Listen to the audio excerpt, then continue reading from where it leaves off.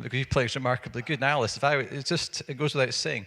And so, I just feel in my heart we should say, a thank you to artists and singers, and because I think often we kind of functional, but we actually love the stuff that you do, and we, each Sunday the amount of work which goes in here, the amount of work which goes on. I can't do flowers like that either, by the way. You know what I mean? If you look around, lots of things we can't, and sometimes we're critical. But actually, we just want to say amazing thank you to the artists. I come down every day and I enjoy a picture that was painted by somebody in this church. This is on my wall, and there's another one there. So we want to say thank you to the artists, this morning, and the singers and the players, and to say you do keep the world a brighter place, and do it in light of the resurrection as well. And we're going to explain a little bit about what the resurrection's about today, hopefully make a little bit of sense of it. But it is... I spoke to Stephen Crothers. He's the pastor at Adelaide's Baptist Church, which is doing really well. And it's great to see it kind of coming back up. It's a big name in Glasgow's church history. And it's doing remarkably well now, and it's brilliant. And I asked him, I said, have you got that killer story? You know what I mean, for Sunday? Because I just need to nick it. And because I just haven't got it. You know what I mean? I think I just need that. Every preacher just wants that illustration or whatever. There's just got to be, and I told us I hadn't got it. It's just Thursday, so I'm desperate. And you think, dang, he's pinched the guy's story. That's all he's going to give us today. And he hadn't got it either. And I guarantee no preacher really has it about this talk, because this story is in a category of its own. This is a story like no other. It's like nothing that ever happened before, and it's like nothing that has ever happened since. It's a story without parallel or without genre or without comparison. There's no story that you can illustrate it with which betters it, because this is the story of stories. This is the story around which all other stories now have to rotate, like it or lump it. And that's been the story of the last 2,000 years of history. That around this Jesus story, we sing about thank you for the cross. You have to understand that the New Testament Christians didn't just think that was standing in front of that. They understood the cross to mean that Jesus came in the flesh, lived a sinless life, died a deadly death of the worst description, was raised to life, and had now changed the world. That was what the cross meant. The cross just didn't mean the dying bit, which is utterly essential. The cross meant the whole package of Jesus, which they came to call the cross. But with just the cross part, you couldn't be forgiven. A dead Jesus is no use whatsoever.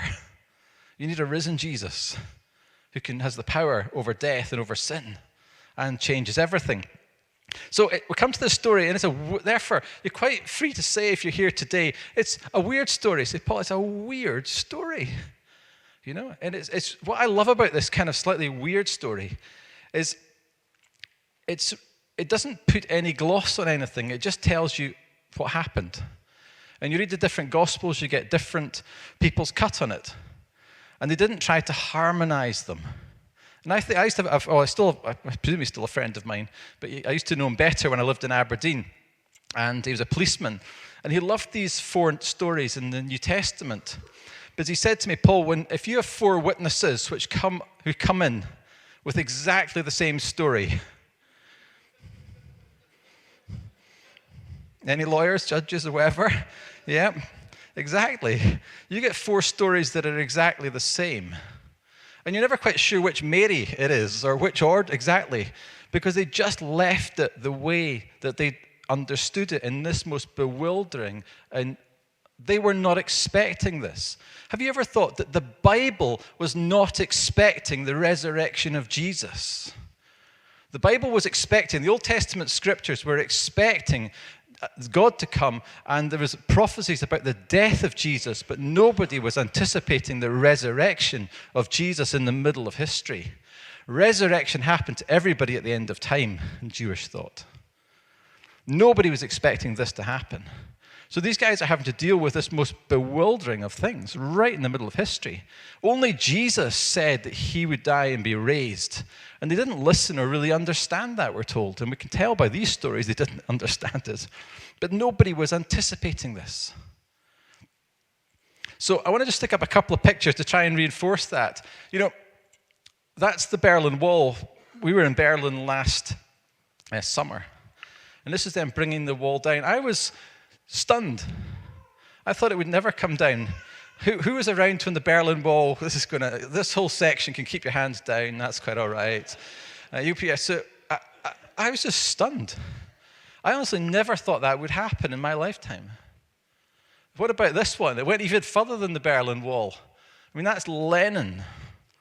And they're craning him off, well, the statue, into the annals of history. I mean, honestly, totally surprised. I thought the communist system in Russia was the strongest thing on earth. It was sold to be this, and it suddenly collapsed like it was nothing. And it's just like, whoa. Do you know, how many were taken away by this third one? I was a customer of them. It was one of the biggest pains of my life being a customer of the Northern Rock 7, 8 years ago. Because and there was queues around the block. I was shocked. I thought the British financial institutions could never, ever falter. I thought my money was somewhere. I didn't realize they'd given it away to people who were going to give it to weirdos, who were going to do ridiculous things with it. You know what I mean? You know, I just didn't realize that. I didn't know the thing was not safe at all. Didn't know you couldn't bank. I thought you could bank on it, but you couldn't. You know, so that there are things which come into culture, and just if you just think about them for a second, some of you maybe don't even remember the last one 7, 8 years ago, and utterly put yourself in that head. Yep. You know, there are things, and this one is way over this, because we all know dead people don't rise. Yep. They knew that. By the way, they knew that then. You know what I mean? It wasn't like they were like stupid people who thought that. They had no idea, no anticipation. They believed the dead didn't rise. We still believe the dead don't rise. And yet this happens. Deal with it. So let's just read the first few verses here. And then we're going to look at a little bit of what it might mean for us today. So when the Sabbath was over, Mary Magdalene, Mary the mother of James, and Salome brought spices so they might go and anoint the body of Jesus. They did it very early on the first day on the Sabbath. They had to wait because it was the Sabbath. If you go back up to verse 40 in Mark 15, it says the only people left were women watching from a distance. They were Mary Magdalene, Mary the mother of James, the younger, and of Joseph, and of Salome. And these women had followed him in Galilee, and they were still there. And it's the women who were last there at the cross who are the first back. Sorry, guys, but all the men had gone. The men had scarpered. But the ladies hadn't, and they'd waited and waited at the cross to see if anything could change this. And the first guys back on the Sunday morning were the ladies again. If you were trying to make up a story to say that this was genuine, you would not say that 3 ladies, particularly one of them with a very questionable reputation, were the witnesses to the resurrection. You would say there were some highbrowed men from top culture. You'd say it was Joseph of Arimathea, if you're going to make this up. But they didn't make it up, they just said it as it was. There were 3 ladies, and one of them with an incredibly questionable reputation, who had evil spirits and was a weirdo, and she became a follower of Jesus. And they say that she, more than anybody else, was the witness to the resurrection. That's encouraging. That means you could be the witness to the resurrection. Any of us could. Because she's as outsidery as you get. I mean, if you look at Middle Eastern culture as it's kind of re-emerging in some countries right now, women have become off the scale. What they're fighting for in the north of Nigeria is so that you'll never have an education. And the same in parts of Pakistan. They're trying to turn the clock back to culture which is, absolutely abhorrent in Christian thought. But that's kind of it wasn't maybe quite like that, but it wasn't far off. Is that women were off the script. We're not educated and we're kept in a certain way. And we've struggled to even imagine that in our culture. And they certainly couldn't be a witness in court. You were not a legal witness. And yet the witness to the resurrection more than anybody else is Mary with the 7 demons. And I think that there's a point that God's making. I mean, she doesn't make the point because she was just the person who was there. But I think it's one of the most convincing facts as to why they didn't make this up and they told it as it was. And then they started to wrestle with what it might possibly mean. He said, they got there and they looked up and they saw the stone, which was very large, had been rolled away. As they entered the tomb, they saw a young man dressed in white sitting on the right side, and they were alarmed. Don't be alarmed. Don't be shocked. I think in the message it says, don't be stunned. You're looking for Jesus who was crucified. He is risen. He's not here. see the place where they laid him, but go and tell the disciples and Peter, he's going ahead of you into Galilee. This is this other thing I want to comment on the passage before I look at what it might mean. Go and tell the disciples and Peter. Why Peter? Who has really left the script? Who has really blown it? It's not just go and tell the disciples. It's go and tell the disciples and Peter. See, if you this morning would like to rule yourself out as a I blew it person, this story brings amazing hope. Or you say, I'm outside of all of this. I'm here, but I'm outside of all of this. Maybe God today would say to you, go and tell the disciples and your name today. And your name, because you're in. Peter, by that time, had thought he was well out. He'd well blown it. Outsiders would be closer than him, because at least they hadn't turned their back on him. So Peter's the one who's denied Jesus 3 times. And I just love what the angel says, go and tell and that's for us today. So we've got two amazing witnesses in this passage, just of the personal nature of it and God's heart in it. And we've read the rest of it this morning, and we're fairly familiar probably with the Easter story, whether we've done church or not. And so I think in this first point, before we move on, that first 9 verses, and they're shocked, they're stunned, they're all over the place. They don't know what to do with this. And it says they go away bewildered. They fled from the tomb. They didn't say anything in that first moment because they were afraid and probably had no idea what to say. So they're in this kind of mode, utterly in turmoil. They don't know what to do. Anselm of Canterbury wrote, I believe in order that I might understand. And eventually you're going to find that they have to find some faith and put some trust in what's going on. And they're never going to use their heads to get into this story.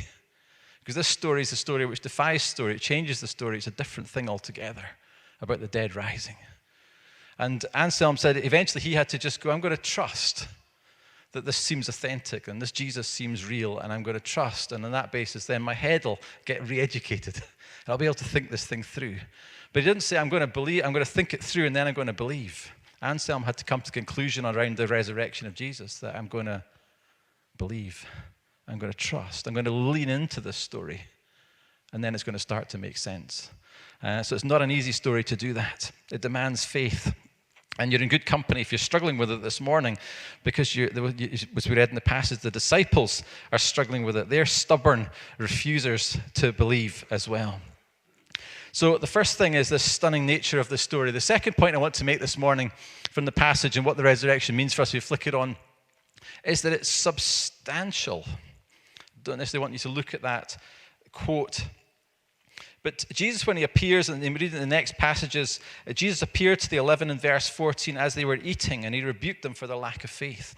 Jesus appears a number of times. And one really famous one is to Thomas. I read that in one of the other Gospels. And they can't get this because Jesus seems to come and seems to go. And I probably grew up with a slightly spooky version of Jesus around. It was a bit ghostly. He could kind of go through doors, and it's where is he? What's this all about? What's going on here? And Thomas is a bit like that. I don't think Jesus is really risen from the dead. I think you guys are seeing a vision, an apparition. I don't know what's going on. So when Jesus appeared, he ate with them. And he said to Thomas, why don't you put your hands in the wounds? Ghosts don't have flesh and blood. And whatever happened to Jesus, he became more substantial, not less. And he certainly was not a ghost. In the heart of Christianity, stands or falls, is Christianity substantial? Is it physical? It goes beyond that. It seems that Jesus becomes more than we are. But he takes all of his physical life and it's taken by God into another level of super physicality. But he is all that we are and now more, not less. Because he seems to be more. Now, if you do nuclear physics or something like that, maybe you can explain to me why this would be the case. But Jesus is more substantial, therefore he can go through stuff that I can't go through. But maybe we'll prove that with all the atomic colliders and stuff and experiments in the future. But he wasn't doing it because he was less substantial. He was doing it because he was somehow more substantial than we are. And he was the leader of a new order of people, of taking all that he was and now becoming He didn't spook off into some spiritual existence. Whereas Christians, we never need to believe that. That's what the ascetics believed, that Jesus was kind of had a shirt and he popped it off and he became spiritual again. Ugh, body, ugh, yuck. But he actually took up all what was physical, all that was his life, and took it through death, out of death, beyond that. And somehow that made him recognizable and not recognizable. It was certainly him. Certainly had all that we know of us, but more. And that's true for us in the future. That's our future too. And so God was outside the box, and he was able to bring Jesus through that and to do this amazing thing in space and in time and in physical being. You know, that led the Christians not to duck out of life, but to press into life. You know, the rise of Christianity is one of probably the biggest proofs, I think, of the resurrection. And it was the way that they lived out of the resurrection. I don't know if you ever read Rodney Stark's book. It's called The Rise of Christianity. I printed a little bit of it off. You know, when in Rome, what happened when the plagues came was that everybody scarpered, but the Christians stayed. It's interesting when you think about Ebola. But anyway, when the plagues came in Rome, the early Christians stayed. And they looked after everybody that had the plague. And they nursed them, and they lived with them, and some of them died with them. And they stuck with the Romans, who were their persecutors, to heal them and to see them through and to pray for them and to give them hope, even though they didn't believe, and they were the believers. They didn't, because they're all believers. And Rodney Stark says it was one of the biggest things. They also fed the widows and orphans of Rome. It's reckoned that they fed between 5,000 and 10,000 of the widows and orphans in Rome. That's the Christians. And they weren't that wealthy. But you see, they understood that the gospel was physical. They understood Jesus rose from the dead physically, that he'd taken physicality to a new level, not opted out of it. And therefore, Christians, if they were following Jesus, couldn't opt out of physical life and physical issues. And that's why we're not people who just pop off to a corner. We're the people who press in with all that's physical and all that's struggling and all that's broken and all that's difficult. You know, Mother Teresa said an interesting thing, and I wonder if this is true or not. It's certainly a nice thought, that nothing that is done in love will ever be lost. Is she right, or is that just romantic as a notion? I'd like to suggest that the resurrection of Jesus says that is right. Because you see, Jesus' resurrection took up everything he did in his life and took it through death and out through death physically, but in a new creation level. So everything was ever done got through death and was taken through into the future. Everything you and I do on the same basis will be taken through into the future. The building project starts now, Dawn. You know, I used to think when I grew up as a Christian that the building project started at the end of time. But the building project starts now. And that's what the early Christians understood. And the biggest testimony to the resurrection was not a bunch of super spiritual so-and-sos, but a bunch of people who got so stuck into the needs of justice and poverty and sickness and death and culture that people said, what on earth drives them? And it was the physical resurrection of Jesus who says it all matters. Not just the spiritual realm, but the physical realm and the intellectual realm. Every realm is now his realm. But he somehow in his resurrection takes up all that is physical and transforms it, but doesn't leave it. And he'll do that for us too. Isn't that an amazing thought, that every act that you do in love will be carried forward because the project starts now? Any accountants here? What happens at the year end? You do the accounts and we have balances. And what happens to the balances? The balances get carried forwards. Here's the good news, is that the credit balances get carried forward because every act done in love gets carried forward. The good news is that the bad ones get dumped. Yep. But the building project which is in the kingdom of God as we follow Jesus gets carried forwards. So if you think that's a bit whatever, 1 Corinthians 15:58 says, always give yourself fully to the work of the Lord, because you know that your labor in the Lord, in his love, is not in vain. It doesn't perish. So everything we do as we press into his kingdom builds us for the future, but goes into the project starts now. The resurrection is the start of the project. We're not waiting hunkered down for the end, when it'll all be scooshed off and say, well, that was a bad idea, creation. That was a bad idea, art. That was a bad idea, music. That was a lot of, what was all that about? Let's just scribble all that out, and let's have a super spiritual heaven. And that's not the gospel. The gospel is Jesus takes up physicality. It's more substantial, not less, after the resurrection. And that he's now transforming all of this to create a new heaven and a new earth. Jesus' prayer was this, and told us to pray, your kingdom come on earth. Well, in the resurrection, Jesus' kingdom does come on earth. And it starts a new revolution, which is why the Christians lived as they did in the plague in Rome. And that's part of the reason that we have such a witness to the resurrection, is the way that Christians live. Michael Gove, who's not necessarily my favorite person, wrote an article. Anybody read The Spectator? No, I don't. But I do follow Twitter. And he was lambasting Jeremy Paxman in an article. And it's a quirky title. Michael Gove writes, "Why I'm proud to be a Christian, and Jeremy Paxman should be ashamed of himself." And I'm not going to explain all of that. You have to go online. And he says, in light of, just the way things are in our culture at the moment, and he's basically saying that, Paxman poo-pooed Tony Blair saying he was a Christian, and him praying with Bush, and he was a Christian, and all this kind of stuff. You can't be real. That's weird. So he says, what kind of people are we? This is Michael Gove speaking.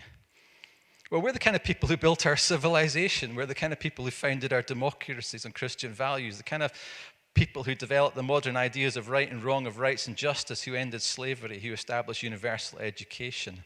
And even as I write, are in the forefront of the fight against poverty, prejudice, ignorance. In a word, yes, we're Christians. It's the reality. But to call yourself that in contemporary Britain is to invite pity, condescension, and cool dismissal. We're a culture that prizes sophistication, not judgmentalism, irony, and detachment. So it's to declare yourself intolerant, naive, superstitious, believing in the resurrection somewhat backwards. Well, we'll just have to go with that, because that's been the way it is. But we're going to live in the light of this substantial gospel, which changes everything. And we're going to win everybody around every day as we live in the substantial nature of the resurrection, which takes up everything of our lives and gives them meaning and gives them purpose and builds for the future, a proper future, and a new creation order.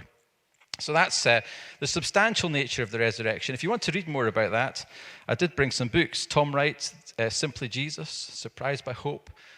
There's a lot more of the theology of the resurrection you might want to dig into. We dig a lot into the theology of the cross. But the theology of the resurrection, just like the incarnation, some of these things explain how we respond to life and why we act for justice.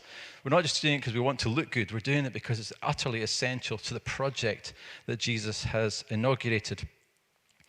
Now, the last point I want to make about the resurrection, which I'm sort of tipping into now, is that it's subversive.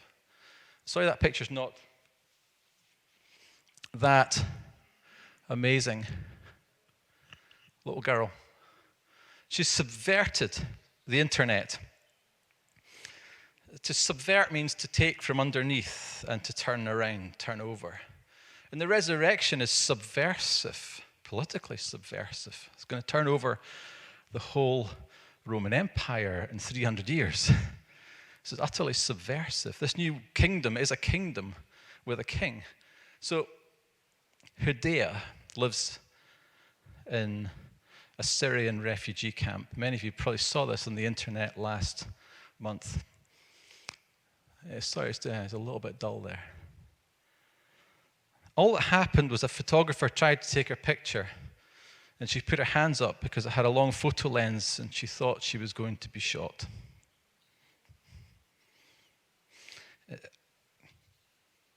They said she's the girl who broke the internet's heart, because it shouldn't be that way.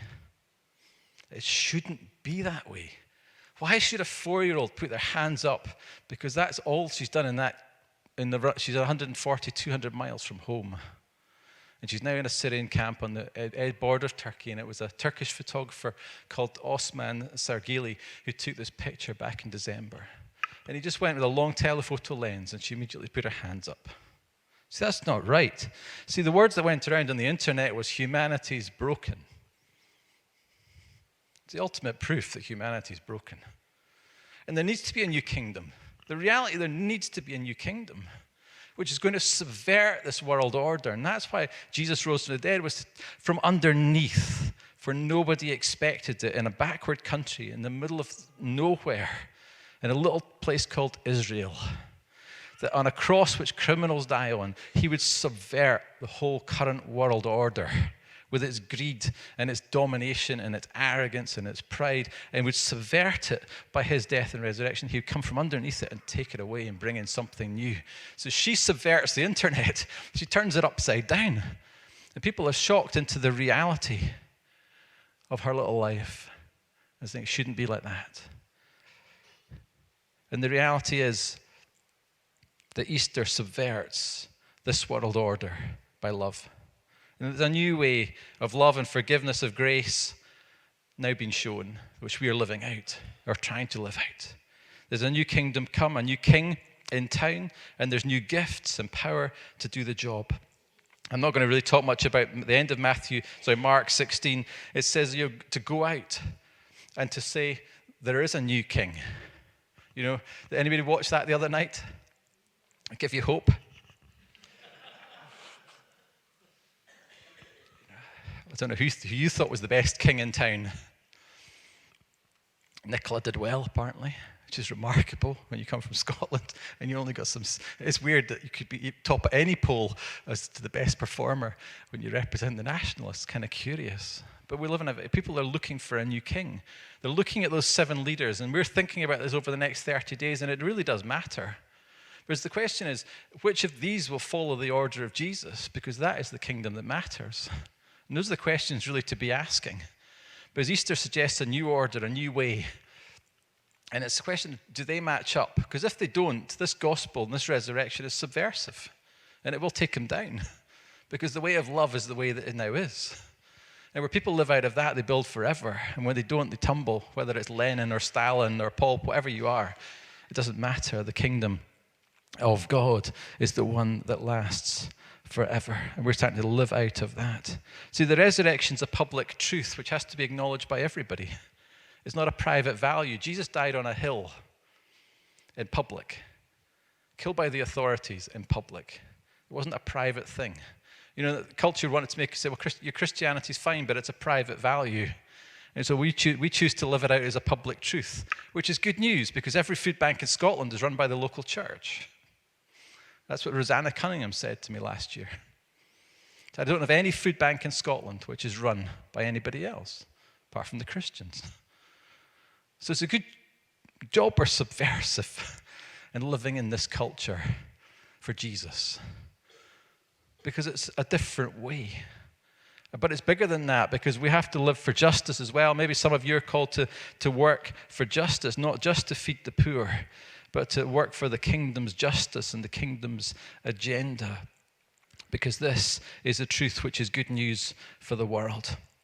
When they said that Jesus is God's son, it was a title that was already taken. The Son of God in Jesus' time was called Caesar. And to suggest that Jesus was the Son of God, it was a bit like saying, I'd say to you this morning, that Jesus is the Prime Minister. And you say to me, no, David Cameron is the Prime Minister. And I say to you, no, Jesus is the ruler. And I use the title that you know, because Caesar is the Son of God. That's why he's the king, because he's the Son of God. So Jesus was taking a title which was already there. So it was ultimately very subversive. There's a new king in town. We look to support and back and pray for and love and honor all of these candidates, but the ultimate order we live for is a different one. It's the resurrection one of Jesus. And it's a stretch, I think. I think today mentally, maybe this has hurt your head. Maybe looking at the resurrection story from inside or outside, you might feel, but doubters are wanted. Faith's called for. And you can lean into this story. Maybe for the first time, you want to lean into this story, the true story of Jesus, this public truth. See, I actually want to be part of that kind of a story. I want to live for something bigger than me. And there's no way in but faith, and you need to believe so that you can understand. I think it's a stretch physically. It promises to remake our bodies. It's a hope for this world of beauty and disorder and of chaos, for all of it to be taken forward in a new way into a new heaven and a new earth. It's not an escape clause. It's not a fire insurance policy for the future, but it's a physically big challenge for us, and we've got work to do. And spiritually, I think it's a stretch as well. It releases power in us to be filled and to become the kind of people who can make a change in his power and in his love. We're the community that God's called to live for faith and hope and love. So let's go for it in the light of the resurrection.